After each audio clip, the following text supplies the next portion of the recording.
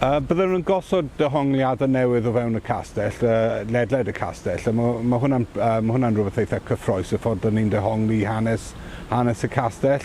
Cafodd ei adeiladu yn y 13th gan Gilbert y Clare, arglwydd Normanaidd, oherwydd y bygythiad oedd yn dod gan Llywelyn ap Gruffydd o'r Gogledd. Yn amlwg gafodd y castell ei adeiladu yng Nghymru, a oedd y Cymru ddim o reidrwydd eisiau'r castell yma. Felly mae'r ffordd dyn ni'n dehongli hanes y castell yn rhywbeth pwysig iawn i dweud y straeon, nid yn unig am Castell Caerffili, ond y cymeriadau oedd yn byw yma, Gilbert y Clare, Hugh Despencer, y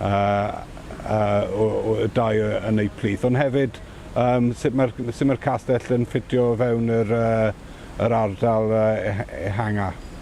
Yn ogystal â hanes Gilbert y Clare a Hugh Despencer, dydyn ni hefyd yn deud stori Elin y Clare, merch Gilbert, ac wedyn lot yn hwyrach stori Iarll Biwt, a nath lot o waith yn adnewyddu'r castell. Un o'r dynion mwyaf cyfoethog yn y byd ar y pryd wedi gwneud llawer o arian o'r pyllau glo ac allforio glo o'r dociau yng Nghaerdydd.